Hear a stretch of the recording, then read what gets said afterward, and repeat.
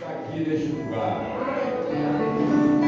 Ele tem uma palavra para mim e para vocês nesta noite. Amém? Eu gostaria que você abrisse sua Bíblia, mas deve estar aqui no livro de Jonas, capítulos de 1 até o 4. São os 4 versículos, 4 capítulos do livro de Jonas, que eu gostaria que vocês me ajudassem. Não vamos ler todos os 4 capítulos, mas até o 17 do capítulo 1. Amém? Então eu gostaria que vocês já começassem. Todos encontraram?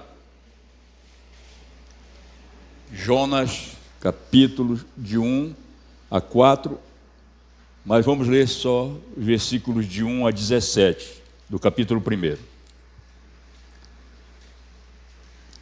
Veio a palavra do Senhor a Jonas, mas eu quero que vocês me ajudem, tá? Vamos lá. Veio a palavra do Senhor a Jonas, filho de Amitai, dizendo: Dispõe-te, vai à grande cidade de Nínive e clama contra ela, porque a sua malícia subiu até mim. Jonas se dispôs para fugir da presença do Senhor para Tarsis, e tendo descido a Jope, achou um navio que ia para Tarsis, pagou, pois, a sua passagem, embarcou nele para ir com eles para Tarsis, para longe da presença do Senhor. Mas o Senhor lançou sobre o mar um forte vento, fez-se ao mar uma grande tempestade, e o navio estava a ponto de se despedaçar. Então os marinheiros, cheios de medo, clamavam cada um a seu Deus e lançavam ao mar a carga que estava no navio para o aliviarem do peso dela. Jonas, porém, havia descido ao porão, se deitado e dormia profundamente. Chegou-se a ele o mestre do navio e lhe disse: Que se passa contigo? Agarrado no sono? Levanta-te, invoca o teu Deus. Talvez assim esse Deus se lembre de nós para que não pereçamos.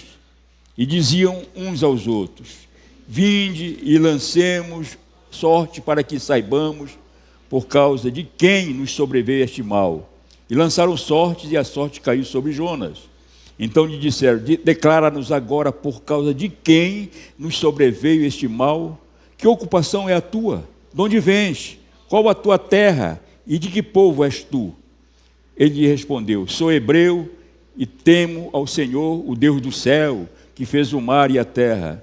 Então os homens ficaram possuídos de grande temor e lhe disseram: Que é isto que fizeste?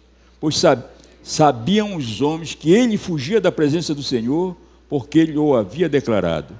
Disseram-lhe: Que te faremos para que o mar se acalme? Porque o mar se ia tornando cada vez mais tempestuoso. Respondeu-lhes: Tomai-me, lançai-me ao mar, e o mar se aquietará, porque eu sei que por minha causa vos sobreveio esta grande tempestade.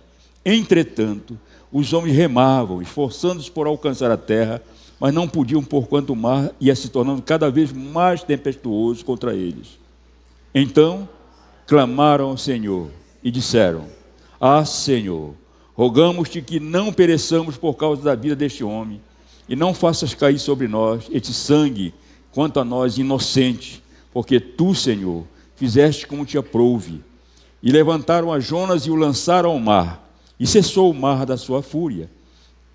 Temeram, pois, esses homens em extremo ao Senhor, e ofereceram sacrifícios ao Senhor e fizeram votos. Deparou o Senhor com um grande peixe que tragasse a Jonas, e esteve Jonas 3 dias e 3 noites no ventre do peixe. Amém, amados? Amados, você pode se assentar. Jonas foi um profeta muito ativo durante o reinado de Jeroboão II, no reino norte de Israel, muitos anos antes de Cristo. Viveu sob um regime perverso de um rei que fez o que era mal aos olhos de Deus, como está em 2 Reis 14, 24 e 25. Tem uma coisa muito importante aí, que Jeroboão, ele estabeleceu limites territoriais que Deus mandou através de Jonas, o profeta Jonas. Interessante isso. Esses territórios, até hoje, fazem parte de Israel. Pouco se fala na Bíblia sobre Jonas, pouco se fala.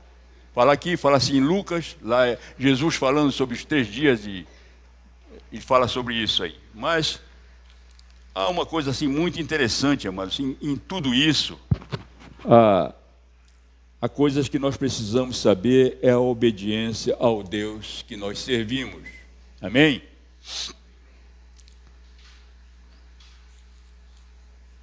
Há muitos anos, amados, quando eu pertencia a uma outra igreja, eu tinha me convertido ao Senhor e procurei estudar a palavra e havia um momento lá quando a grande febre no Brasil todo era a questão do G12. E me convocaram, eu passei a ser diácono na igreja e tudo, e convocaram a liderança para fazer aquelas reuniões, para saber como ia fazer, e eu não aceitava aquilo por algumas coisas que eram pregadas nos encontros, até a questão de uma cruz, onde tinha que colocar os pecados, de tocar fogo na cruz, para acabar com os pecados, que não tem nada bíblico. Isso aqui me agoniava muito.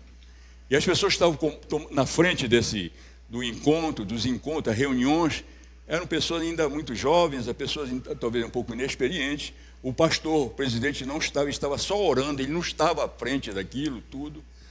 E aquilo estava me agoniando. E teve um momento que eu disse, bem, eu acho que eu preciso sair dessa igreja, porque eu não vou ficar aí. Eles me convidavam para pregar no encontro. Eu digo, não tenho condição, porque eu não creio nessas coisas. Não estão na Bíblia, então não me interessa. E quando foi um dia lá, eles falaram, olha, após o culto, nós temos uma reunião de liderança e vamos tratar alguns assuntos e tudo mais. E eu cheguei na frente, eu tinha um Chevette, eu cheguei na frente da igreja, eu parei o carro, olhei, eu não vou para esse culto, porque eu estava indignado com aquelas coisas que iam discutir. Eu peguei, saí, não fui para o culto, peguei Augusto Montenegro. Quando eu ia passar para pegar o Una, para ir lá para a Cidade Nova, eu vi um carro desgovernado e vinha na minha direção. Eu consegui frear, ele passou na minha frente, arrebentou o farol direito do carro. E naquele momento eu vi, puxa, o que é que eu estou fazendo? Eu parei o carro, chorei aos pés do Senhor, porque eu tinha desobedecido. Eu devia ter estado lá no culto. Eu não estava no lugar errado, na hora errada. Eu não devia ter feito aquilo. Eu estava indignado, mas eu não devia ter feito aquilo, não. Eu devia obedecer o que o Senhor tinha me falado, tinha que ir para o culto, não tem, deixa que eu resolvo. E eu fiquei indignado com isso. E depois fui embora para casa, e estava morando na casa do meu filho e tudo mais. Daí passou-se um tempo, deu vontade de sair. Daí eu vou procurar uma igreja. Eu já estava casada com a Luciana. Um dia nós falamos assim, vamos sair da igreja, vamos para uma outra igreja, porque eu não concordo com isso, está errado e tudo mais, não está bíblico, para mim eu não vou fazer uma coisa e também não vou criar problema. Eu vou para uma igreja onde eu possa estudar da palavra, o genuíno evangelho de Jesus. Daí, mas nesse negócio, daí tal, já me mandaram para outro, para liderar uma outra igreja lá, na Augusto Montenegro e tal, esse negócio todo. Daí eu tive uma oportunidade de falar com o meu pastor, o pastor presidente, e expor aquelas coisas todas que estavam acontecendo. Ele pegou e disse, eu vou resolver isso. E ele reuniu com a liderança, e ele pegou, tirou tudo aquilo, ele enxugou aquelas coisas, aquelas místicas, aquelas coisas que não tinham nada a ver, ele tirou tudo e enxugou. Bem, agora eu estou dentro. Antigamente eu estava fora, agora eu estou dentro. Eu comecei a pregar nos encontros, tudo bem. Mas o que eu quero dizer para vocês, amados, é em relação ao que Jonas fez. Então, nosso primeiro tópico, quando nós desobedecemos a Deus, nós sofremos desastres. Isso é verdade. Deus falou a Jonas de maneira bem clara, detalhada, deu o endereço certo, olha, veio a palavra do Senhor a Jonas e tal, vai, levanta-te, vai à grande cidade de Nínive e clama contra ela, porque a sua malícia subiu a mim. Mas há uma grande diferença, amado, quando nós começamos a entender, há uma diferença sobre essa ordem de Deus para Jonas e a ordem que foi dada a Abraão. Há uma diferença muito grande. Abraão, ao ouvir a ordem do Senhor em Gênesis 22:2, disse o Senhor para Abraão: toma agora teu filho Isaque, e a quem amas, vai à terra de Moriá, oferece lá em holocausto, e sobre uma das montanhas que eu te direi, dando o endereço certo para Abraão. E Abraão respondeu positivamente. Então se levantou Abraão, albardeou o seu jumento e tomou consigo 2 de seus moços, Isaque, filho, cortou lenha para o holocausto, levantou-se e foi ao lugar que Deus lhe dissera. Ele obedeceu. Jonas, em vez de ir para Nínive, se rebelou, ele deu as costas a Deus, foi para Jope. Em vez de ir para a direita, ele foi para a esquerda. Em vez de ele ir para leste, ele foi para oeste. Foi tempo ao contrário daquilo que Deus mandou ele fazer. Ele estava indignado, porque todo israelita, todo aquele povo detestava os assírios, porque eram cruéis, eles eram corruptos, eram tudo que não prestava, eles eram inimigos mesmo, e nenhum israelita gostava dos assírios. E Jonas tinha que ir para Nínive. O que é que Jonas passava na cabeça dele? Eu vou para Nínive, lá aquele povo e tudo mais, e com certeza Deus, pela sua misericórdia, Ele vai querer perdoar esse povo assassino, corrupto, não sei o que mais.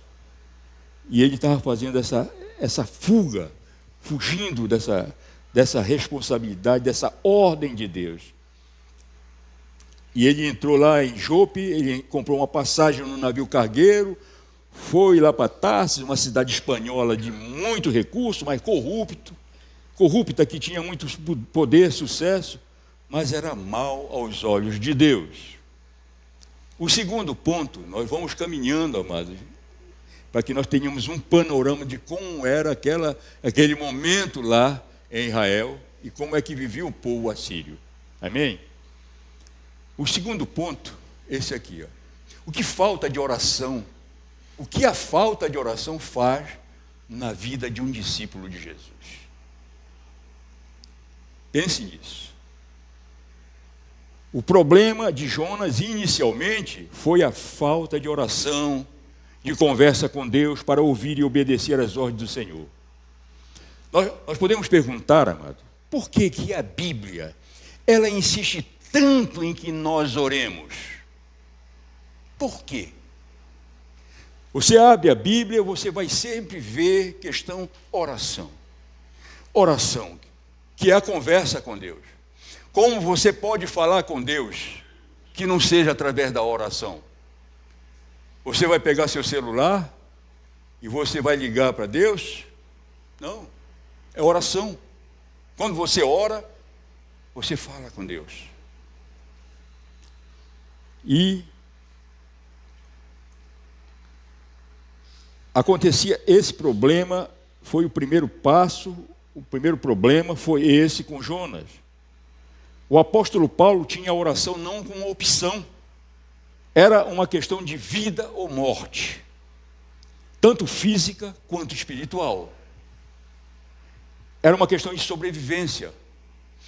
Paulo diz para a igreja de Tessalônica: orai sem cessar, 1 Tessalonicenses 5,17. Para a igreja de Roma, Romanos 12,12, alegrai-vos na esperança, sede pacientes na tribulação, perseverai na oração. Para a igreja de Éfeso, em Efésios 6,18, orando em todo o tempo, com toda oração e súplica no Espírito, e vigiando nisto, com toda perseverança e súplica por todos os santos. Amado, Jesus, o nosso Senhor, ele era altamente disciplinado, rigidamente para a oração. Ele começa seu ministério orando e jejuando 40 dias e 40 noites. Está lá em Mateus 4. Tendo jejuado 40 dias e 40 noites, depois teve fome. Mateus 14, 23 está escrito: e despedida a multidão, subiu ao monte para orar à parte. Foi ele quem disse: vigiai e orai para que não entreis em tentação. Na verdade, o espírito está pronto, mas a carne é fraca, que está lá em Mateus 26, 41. A luta e a agonia de Jesus, amados, eram intensas e reais. Nesse instante havia inclusive a tentação de fugir da cruz, de evitar a cruz, pelas dores e sofrimento, aquilo, tudo que ele ia passar. Ele ia passar porque ele queria aquilo. Ele ia passar por causa de mim, por causa de você. E por que às vezes nós nos recusamos ou deixamos de orar ao Senhor, até para agradecer, ou até para dizer: Senhor, eu te adoro em espírito e verdade, Tu és o meu Salvador, Tu és o meu Redentor. Mas nós vamos ver lá na frente, amados, que outras coisas, sem muita importância neste mundo, tomaram conta da oração. E acontecem os desastres constantes na vida espiritual de cada uma das pessoas. Muitas pessoas estão no mundo hoje em dia, amados, que foram outrora pessoas abençoadas, sabe? Estão lá no mundo porque deixaram de orar, porque deixaram de conversar com Deus, porque deixaram de entender que só existe um Deus que é o caminho, a verdade e a vida, só através dele poderemos chegar à eternidade. E as pessoas continuam ainda dizendo que este mundo é bom. Esse mundo é cruel, amados. O mundo é mau, é perverso. A terra é boa. É diferente. A terra é boa. O mundo é perverso. E há umas escolhas infelizes. Quando as pessoas deixam de orar para ir. Vou falar sobre uma questão sobre influência. Estava conversando agora no gabinete. Hoje as pessoas aqui no Brasil, tudo que encontram nos Estados Unidos, as boas pronúncias de inglês, eles colocam como se fosse uma coisa para chamar atenção, uma coisa fantástica. Às vezes não tem nada a ver. É a mesma coisa que você falasse em português, sabe? E o cara coloca lá, agora o cara coloca o açaí, daí coloca um apóstrofo do gordo, né? Açaí do gordo. No inglês o cara usa esse apóstrofo, né, doutora Hanna? Coloca aquele apóstrofo para dizer que é do fulano. Tio, do apóstolo, tio. As coisas assim. E as pessoas acham bonito isso. Por que não coloca açaí do gordo, pronto? Não é isso? Mas as pessoas gostam dessas coisas. Gostam de sensacionalismo. Hoje tem os influencers. O que é isso? São pessoas influenciadoras. Sabe, amados? Isso aí, você tem que entender que é o que é isso. Eu sempre digo isso. Há os influenciadores negativos, malignos, e há os influenciadores positivos e cristãos. Os influencers negativos, malignos, são aqueles que fazem tudo para levar você para um caminho que não é de Deus. Até, não, nós vamos fazer isso aqui, Deus está fora. Vamos fazer isso aqui porque o objetivo é esse, e daí o cara é treinado para isso, nós não vamos fazer isso, nós vamos se dar bem, sabe? Porque isso são os influenciadores. Mas Deus não está lá. Isso não vai dar certo. Nunca deu, nem dará. Sem Deus nada podemos fazer. Mas há os influenciadores positivos, sabe? De Deus, aqueles que procuram influenciar as pessoas para deixarem aquela vida lá do mundo e voltassem para Deus, voltarem em oração, na palavra de Deus. Esses são os influencers, ou então os influenciadores positivos, cristãos filhos de Deus, que querem ganhar almas para o Senhor. As pessoas hoje estão generalizando tudo, amado. É o material, é o social, essas coisas todas estão aí.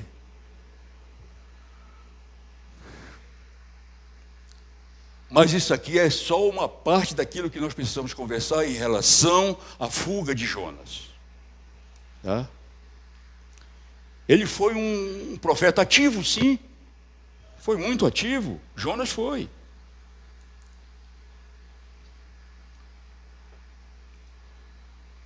Jesus sofreu aqueles problemas todos. A vitória de Jesus foi obtida contra tentações reais, sofrimentos. Palavra de Deus, a palavra de Deus Pai, da oração, do jejum, da obediência ao Deus Pai. Ele não fugiu da cruz, do sofrimento. A igreja, amado, no primeiro século, preste bem atenção nisso, nasceu num clima forte de oração e cresceu nessa atmosfera, como está em Atos 2,42. E perseveravam na doutrina dos apóstolos e na comunhão do pão e nas orações. O que é que lembra isso, amado? Grupos familiares, quando começaram nas casas, perseveravam em oração, ganhando almas para o Senhor e se convertiam. Vocês estão entendendo? Está na palavra. E lá na frente, quando fala de a entrega do pão, já está falando sobre a ceia do Senhor. Comunhão. Tudo isso nasceu num clima de oração profunda, de busca do Senhor. E crescia, perseveravam, cada dia mais, cada vez multiplicando. Era isso a vida da igreja do primeiro século. Hoje as pessoas se desviam por qualquer coisa, amados. As pessoas acham bonito alguma coisa ali e fazem uma escolha infeliz de trocar qualquer coisa deste mundo em relação ao que Deus quer que ele faça. E Deus quer o melhor para cada um de nós, amados. Deus pagou um preço muito alto. Lá na cruz do Calvário, Jesus fez tudo isso por nós. O que nós podemos fazer isso? Deus não precisa, ele não precisa de elogios, ele não precisa. Ele é sempre a glória dele mesmo. Dizer, Deus é o Todo-Poderoso, e se arrepender e fazer a obra do Senhor. Não trocar o ministério por qualquer outra coisa nesta terra. Seja trabalho, seja profissão, seja universidade, seja o que for. Não troque, porque você não vai se dar bem. Concilie os dois. Concilie. Mas dê sempre prioridade a Deus. Sempre. Foi o que Jonas nunca não fez. E a igreja do primeiro século cresceu nesse clima, nessa atmosfera de orações. E quando os discípulos de Jesus não oram, em vez de responder para Deus, isso está falando Jonas, né? Eis-me aqui. E algumas pessoas também dizem assim, em vez de dizer assim, Senhor, eis-me aqui, dizem, não conte comigo. E se levantam para fugir. Porque é responsabilidade demais. Porque eu não tenho tempo, sabe? O meu trabalho toma todo o meu tempo. Porque isso ou aquilo mais. Sempre colocando essas coisas à frente do Deus que nós servimos. Não tenho tempo mais para orar. Não oram, não leem a palavra, amados. E aí? O que é que nós queremos? Dizer, eu sou discípulo de Jesus. Mas é como dissesse, Senhor, não conta comigo não. Não, tem muitas outras coisas para fazer. Como se fosse mais importante. Quando as pessoas dizem isso assim, não conte comigo, fogem, abandonam a Deus e vão para outros caminhos, lugares, entram num barco em plena tempestade. Quando não oramos, estamos dizendo para Deus, deixa comigo que eu resolvo. Quando não oramos, perdemos o senso de direção e pegamos o barco errado. E aí vem a frustração, o sofrimento, a dor, a solidão. Jonas, tendo descido a Jope, achou um navio que ia para Tarsis, mas não era o lugar indicado pelo Senhor, como está no verso 3. Não era aquele lugar, não foi esse endereço que Deus falou para Jonas. A ausência de oração é demonstração de insubmissão ao Senhor, amados. Você confia na sua capacidade, inteligência, pensa que está no caminho certo, é influenciado, isso que eu falei ainda agora, por pessoas que também não oram, não obedecem a Deus, acreditam nelas, mas não em Deus. pessoas que influenciam aquelas que não oraram para saber da vontade de Deus. O que eu quero dizer com isso, mano? Você às vezes deixa de orar e você se junta com umas pessoas lá que não tem nada a ver com Deus e elas estão lhe influenciando para fazer coisas que não estão de acordo com a vontade de Deus. Você tem o direito de influenciar outras pessoas pelo poder do Espírito Santo, pelo seu testemunho de vida. Esse é o nosso papel aqui na terra. Esse é o nosso papel. Mas não ser influenciado pelo mundo. Você tem que influenciar o mundo. E é muito difícil, isso é. Muitas pessoas vão virar a costa para você. Não, esse cara aí não dá, esse cara é muito bíblico, não sei o quê, é crente, não sei o que mais. E as pessoas, tudo bem. Daí, fica só. Mas você fica com Deus. Você fica com o Espírito Santo de Deus se fortalecendo cada vez mais. Testemunho de vida. Um dia, um daqueles vão dizer assim, ele estava com razão, eu agora quero encontrar esse Deus que ele serve. Testemunho de vida, mano. Não é influenciado pelo mundo.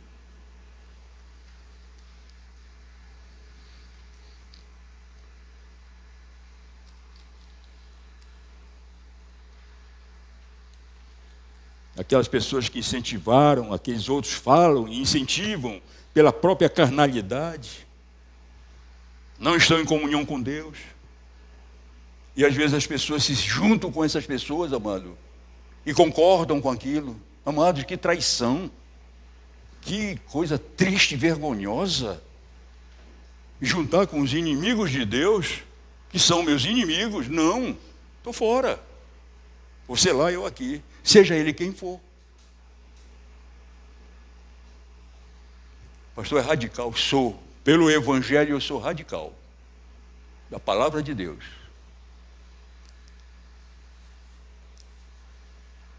Às vezes, mas nós deixamos de ser agentes de bênçãos.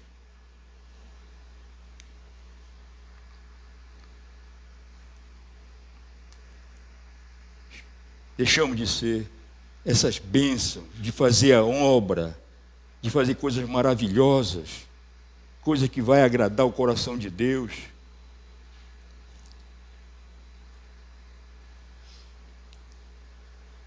Deixamos de ser agente de bênção para ser a causa de sofrimento dos que caminham, dos que viajam, ou dos que estão conosco.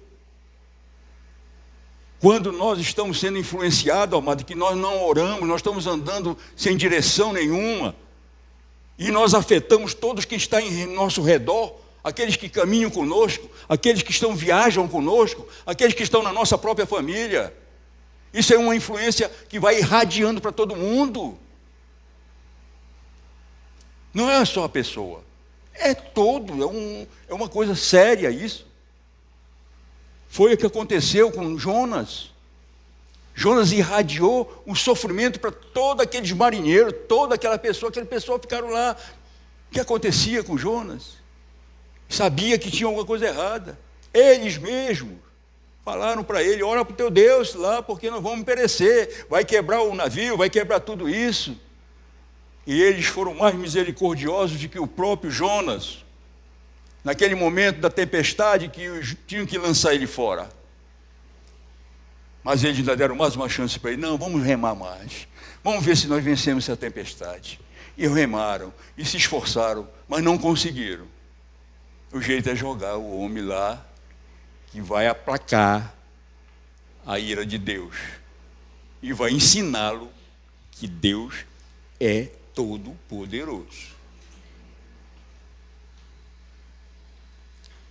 E ele irradiou aquele tormento, aquela dor, para todas aquelas pessoas que estavam lá naquele barco, naquele navio.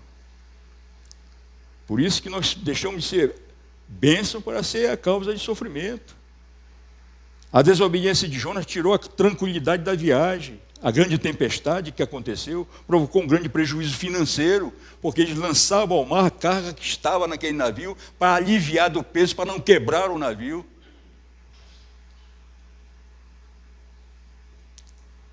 Quando nós não fazemos a vontade de Deus, amado, nós não temos paz e tiramos a paz de quem está conosco. seja da família, do nosso chamado por Deus, do nosso ministério, dos nossos irmãos, das pessoas que estão ao nosso redor. Além do prejuízo espiritual, que é o mais importante, há prejuízos financeiros, sim. Pessoas perdem muita coisa. E depois fica dizendo, o que foi que eu fiz? Por que eu estou nessa situação? Desobediência, amados. A marca fiel e forte do verdadeiro discípulo é a obediência a Deus.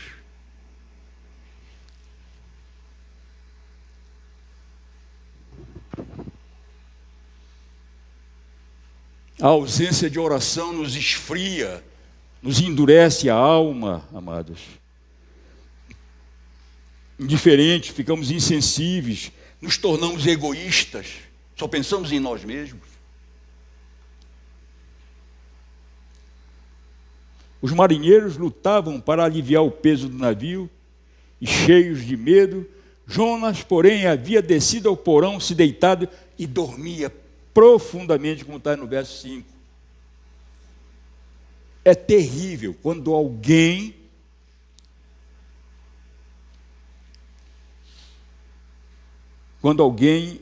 se esquece dessas coisas, ignora o que está acontecendo na sua família, com seus vizinhos, no trabalho, na escola, na igreja, e diz simplesmente, eu não tenho nada a ver com isso, não me diz respeito, eu deito e durmo. Sabe?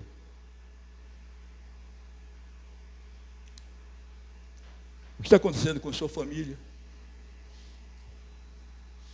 Não procura saber as necessidades que a família tem.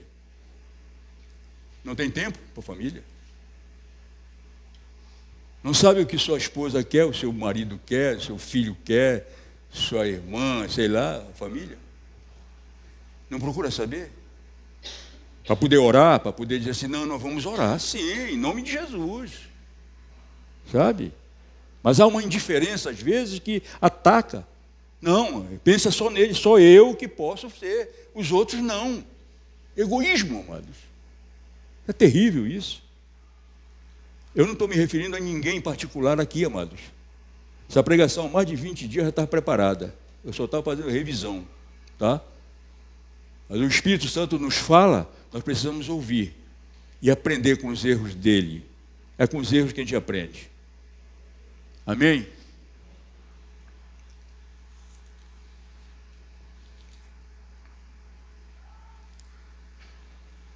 Daí ele dizia, eu quero é dormir, pronto. Jonas estava indiferente à sua própria vida. Tomai-me e lançai-me ao mar. Versículo 12. E amada, tem mais uma coisa muito forte nesse texto. Nada mais terrível e vergonhoso para um discípulo de Jesus do que ser repreendido pelo mundo, pelos incrédulos. E Jonas foi repreendido pelos pagãos. Jonas 1,6, ele foi repreendido por aqueles pagãos.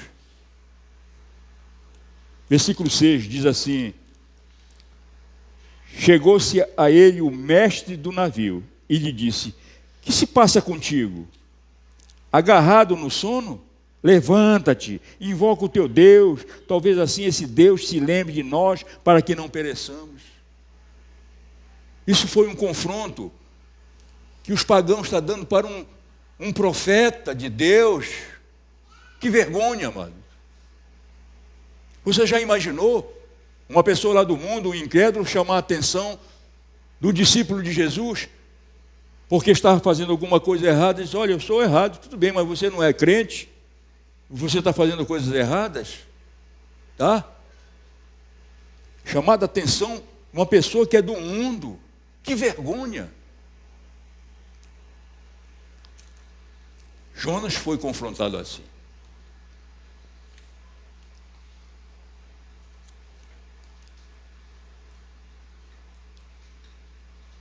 Quando não oramos, nossa vida se torna uma contradição, se torna uma incoerência. Quando interrogaram Jonas, ele disse, temo ao Senhor e tudo. Versículo 9. Isso não era o que ele testemunhava com a sua vida. Falar é muito bom. Eu sou discípulo de Jesus, eu faço isso, faço aquilo, sabe? É muito fácil falar. Nós precisamos testemunhar com a nossa vida, aonde você estiver, em qualquer lugar, não só na igreja. Não na igreja, não.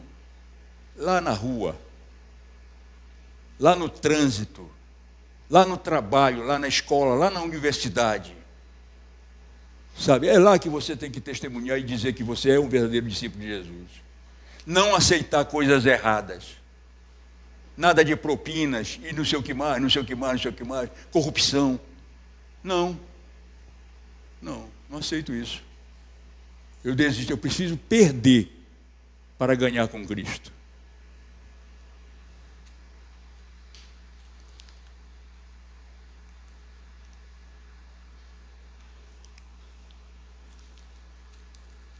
É triste, amado. A gente fala aí, olha, eu falo, amado, com toda a convicção.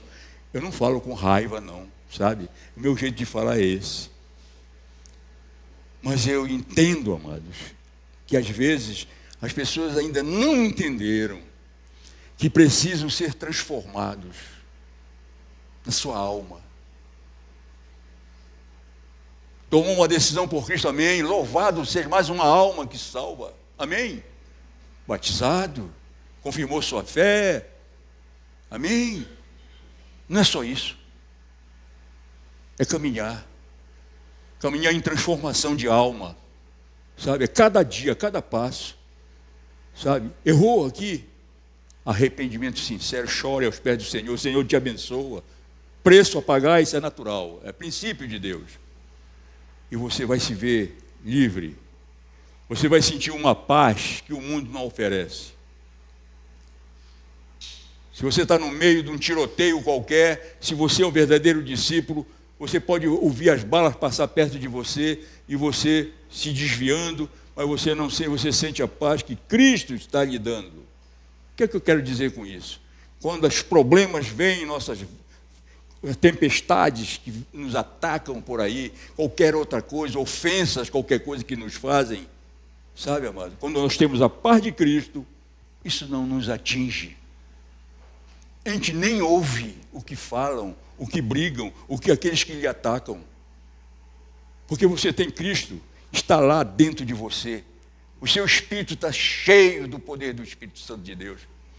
Você está sendo glorificado para glorificar o Deus Todo-Poderoso. É isso que acontece, amados. Você é forte na fé. Você pode... Não tem uma... Como nós podemos imaginar o poder de Deus em nossas vidas, amados? Todos nós somos milagres dele. Todos nós. Milagres de Deus. Nos fizeram perfeitos. Ele, Deus, nos fez perfeito. Nunca vamos fazer uma pessoa parecida conosco, perfeito como nós somos, como nós nascemos. Mãos, pernas, sabe? Tudo, mente.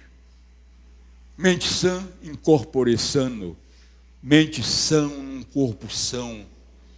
Quem tem a mente de Cristo tem saúde física, tem força, tem vigor físico.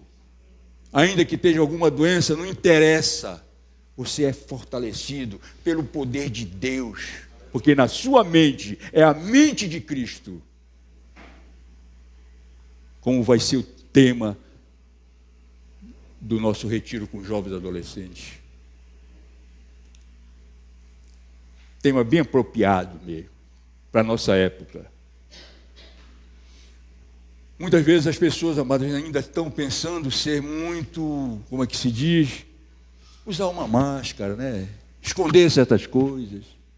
Querer ser agradável a todo mundo, sabe? Ser chamar a atenção para si. Não porque, olha, fulano é muito bom, porque fulano é assim, assado, e, cara, é uma bênção. Mas também ele vê um erro e não repara. Não, é assim mesmo, não confronta, porque ele não quer perder a popularidade dele. E às vezes perde umas bênçãos tão grandes que Deus tem para nós. Quando nós não concordamos com as coisas erradas, amados, Deus está olhando para nós Ele está mostrando o que deve ser feito. Aqui nesta igreja, graças a Deus, nós vemos as coisas sendo transparentes. Quando nós sabemos, nós procuramos agir para resolver, para a honra e glória do Senhor. Não tem como passar a mão nessas coisas, não. Nós não queremos enfrentar tempestades muito grandes, fortes, que há um desespero muito grande.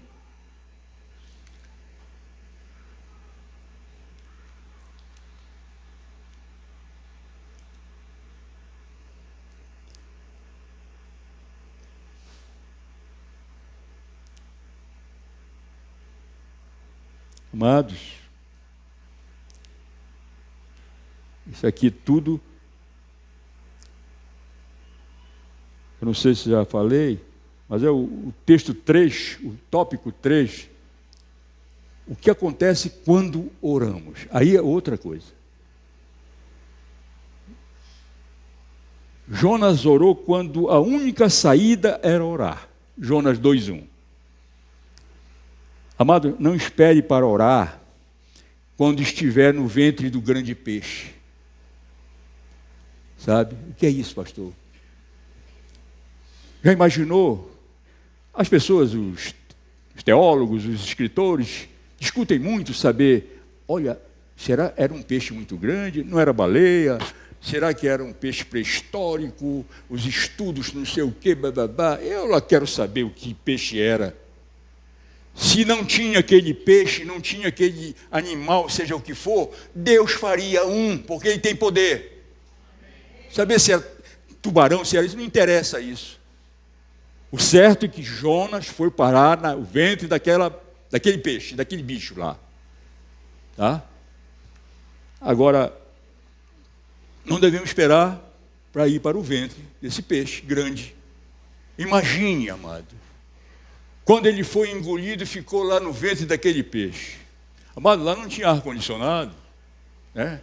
Lá não tinha uma mesinha lá com açaí e tudo mais, aqui no caso, esticado lá. Não. Imagine o odor que tinha dentro daquele, escuro, um negócio estranho, que ele nunca tinha visto. O que é que eu fiz? O que é que eu estou fazendo aqui? E ele ficou desesperado ali, aquele negócio, até o próprio animal já estava se sentindo mal com ele lá dentro, porque ele era uma coisa horrível que estava dentro daquele peixe. Sabe, amado, quantas vezes nós podemos pensar nisso, de entrar no ventre de um peixe, figuradamente, e dizer assim, numa situação dessa, ficar, saber para onde está, sem direção, num ambiente muito ruim, muito mal, onde você não tem esperança, você não tem opção, você não tem condições de nada, sabe? Fica difícil para você isso. Como é que pode? E agora o que é que a pessoa pensa? Há uma solidão muito grande. Imagine, sozinho ali dentro, não tem nada lá, não tem nada, sabe? E olhar aquelas coisas, imagine isso. Quantas vezes nós, quando nós oramos, não oramos, quando nós desobedecemos a Deus, nós estamos no ventre de uma baleia, numa sujeira muito grande, um desespero, solidão, sabe? Pode estar cheio de gente em redor, mas você é um entre a multidão que está sozinho, porque falta alguma coisa para que possa preencher o seu ser. Não é a festa, não é o barulho, não é bebida, não é droga, não é nada disso. Só Jesus pode preencher o seu coração, amado. Isso preenche, sim. Você não vai sentir problema lá na barriga do peixe no momento da dificuldade que você está enfrentando, não. Você não vai nem se preocupar muito com isso. Você vai orar, você vai buscar o Senhor, e a paz do Senhor estará com você. Mas para Jonas, não. Que Jonas ainda tinha muita coisa para ele passar. A uma das coisas lá, o peixe jogou aquela coisa que era Jonas, lá na praia lá do Mediterrâneo. Jogou aquela coisa que está incomodando ele, que não valia nada. Jogou lá. Mas ele continuou, né? E ele, naquele momento, quando ele desfalecia, quando desfalecia a sua alma, ele se lembrou do Senhor, como está no verso 7.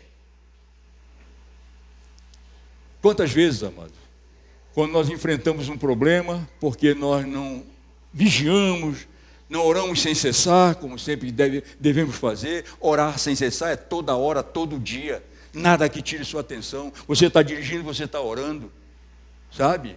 É isso, eu sempre falo que é verdade. Quando você se levanta, primeira coisa a fazer, levantar a mão para o céu, Senhor, eu te louvo porque eu estou vivo, eu estou respirando, és tu que é a causa da minha vida. Eu faço isso, amado. Por quê? Nós precisamos depender de Deus, amados, não de nós mesmos. Quem somos nós? Pecadores, fracos, nós somos. Deus está no comando de tudo. Ele nos fortalece.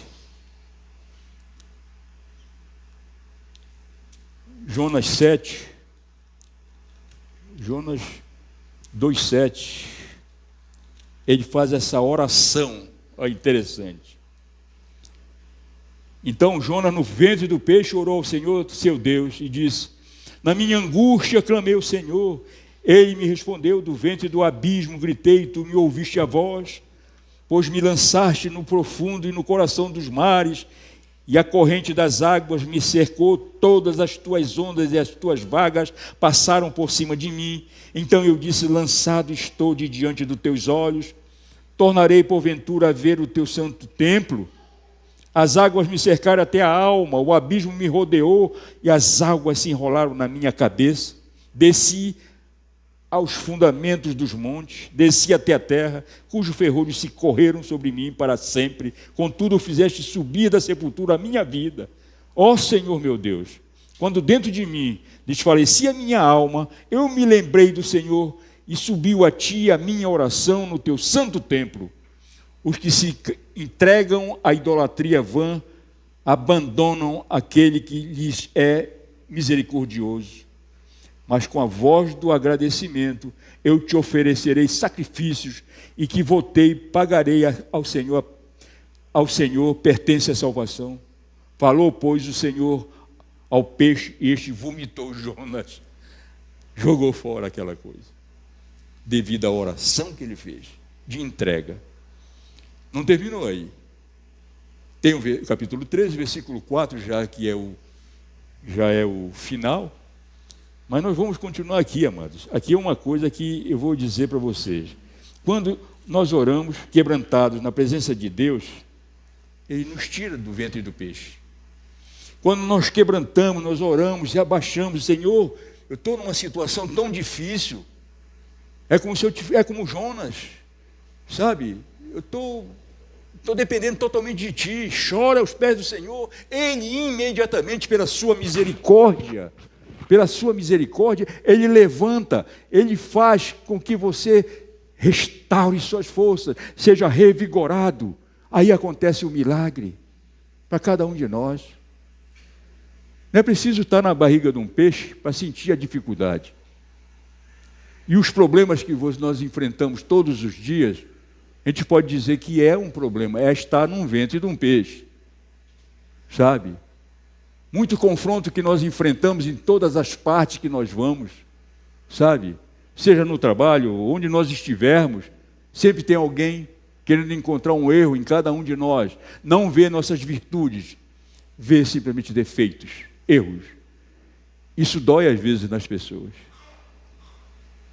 Mas pode ter na certeza que quando você ora, o Senhor vem te restaurar. Ele vem te levantar, sabe? Você não vai ser vomitado, não, porque Deus é amor. Ele vai te colocar no colo e vai dizer: olha, tu vais vencer isso aqui, porque eu quero e tu és meu filho, eu tenho todo o poder. É isso que Deus faz com cada um de nós, quando nós oramos e buscamos o Senhor. E quando nós arrependemos dos nossos pecados verdadeiramente, arrependimento sincero, dizer: Senhor, não quero mais isso. E não está fora de mim, não quero. Eu quero te agradar. E Deus cumpre com as suas promessas para cada um de nós.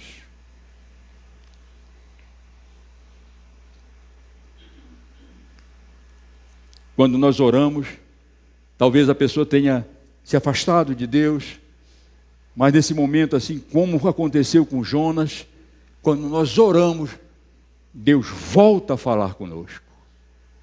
É reativada a nossa comunhão com Deus Todo-Poderoso. Aí nós podemos ouvir a sua voz de novo. Mais uma vez, Deus está no caminho, no nosso caminho, Ele está olhando, vendo tudo o que nós fazemos, tudo o que nós dizemos, tudo o que nós pensamos. Antes de falar, tudo já estava preparado. Deus quer isso para cada um de nós, amados. Nunca esqueça de orar. Ore sem cessar. Ore em qualquer parte, em qualquer situação que você esteja. E você terá vitória. Você será mais que vitorioso, sim. Acredite no poder da oração. A oração repele todo sentimento de desobediência, de insubmissão e nos transforma em discípulos de Jesus obedientes. Levantou-se, pois, Jonas e foi a Nínive, segundo a palavra do Senhor, Jonas 3:2. Toda insubmissão é resultado de uma vida pobre de oração. Se você tem uma vida pobre de oração, meu amado, você não vai conseguir muita coisa na vida, não. Eu digo na vida total, na vida material, na vida financeira, na vida da sua saúde, na vida do seu relacionamento, na vida do seu ministério. Se você não ora, você não tem unção. E o que faz a diferença na vida de um discípulo de Jesus é a unção que o Espírito Santo nos dá. Mas Ele só dá àqueles que oram, aqueles que buscam o Senhor, aqueles que se entregam ao Senhor, aqueles que jejuam, que renunciam às outras coisas por amor a Cristo. E isso vem uma unção diferente nas nossas vidas, nas nossas almas, na nossa família. Você vê o fluir do Espírito Santo a tocar em você e tocar as outras pessoas que estão junto de você. É unção. Isso não tem dinheiro que compre. Não tem nenhuma teologia. PhD nisso, PhD naquilo, não interessa isso. Essa unção é o que faz a diferença. Através de ouvir a voz do Espírito Santo quando fala a você e você retransmite para as pessoas, para que saibam que Deus é o Todo-Poderoso. Muitos estudos, amados, tem por aí. Está vendo aí? Tem um estudo agora, em hebraico, um estudo aí, o Código de Deus. O Código Aleph. É um código de Deus. Quer ver os futuros, não sei o quê, cruzando tal e coisa. Mas isso não me interessa, perder tempo com isso. Eu quero saber que Deus existe e nós somos filhos de Deus. Isso me interessa. Que eu tenho que ler a palavra, buscar a palavra, de orar por todos os nossos irmãos, por toda a família, pelo Brasil, por esse país que está sendo avassalado por essas coisas todas que estão aí, essas vergonhas que todas aí. Orar, porque é isso que nós precisamos orar, pelas autoridades constituídas, porque isso é bíblico. Oremos por isso. Você ora pelo Brasil? Você ora pelos seus irmãos? Você ora pelo seu vizinho, aquele vizinho que olha feio para você, que não gosta de você? Aquele que até jogou água no seu cachorro? Água quente. Você ora por ele? Oração.